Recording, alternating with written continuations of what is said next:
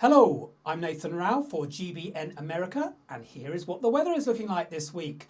Well, it is all change again with temperatures because after a cold snap to the northwest of the states, we are looking at some very unusually high temperatures across the central part, certainly of the US this week, as we get the jet stream moving across the United States, high pressure building in a loop behind the jet stream over Central America, and there are going to be some high temperatures over the coming days. Now, we're looking at Illinois in the 60s, Denver, Colorado in the 60s, Utah in the 60s, Missouri in the 60s. We are also looking at Billings in the 60s and Oklahoma in the 60s. Now, these are all regions which are going to be under that area of high pressure. Elsewhere, it will be cooler. But if you are in that central portion of the United States, you might notice this week it is going to be very unusually warm. Now, this comes after a colder snap that we saw last week, and it may not be long-lived.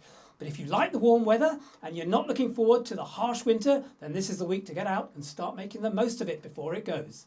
Now, what is behind the unusual changes and switcheroos with the weather across the United States this week? Well, it is our old friend, the jet stream, once again. Now, the jet stream is moving right across the US and it has taken on a meridional formation. Now, what that means is rather than being straight and very lengthy and rushing across the US, it is wavy. And in those waves of the jet stream, we get high pressure forming to the south and low pressure to the north. So over the last week, low pressure has formed in the northern loops or the northern side of the loops of the jet stream. And this is what has drawn colder air down from Canada, originating from the Arctic, and brought some of those very, very cold temperatures and snow that we've seen over Northwest America this week. Now, this is all going to change, certainly for Central America, because the jet stream on the southern side in another loop is high pressure. And high pressure at this time of year over these regions is going to allow temperatures to build. It's also going to help some warmer air up from the south.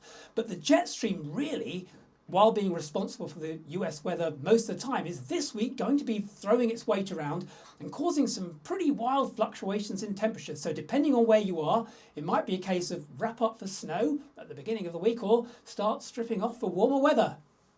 Now, while parts of America are looking forward to some better news this week with calmer conditions and much higher temperatures than we'd expect at this time of year, there is going to be a risk of storms. Now, why is this? We've had colder air to the northwest of the US, and that has moved east over the last week.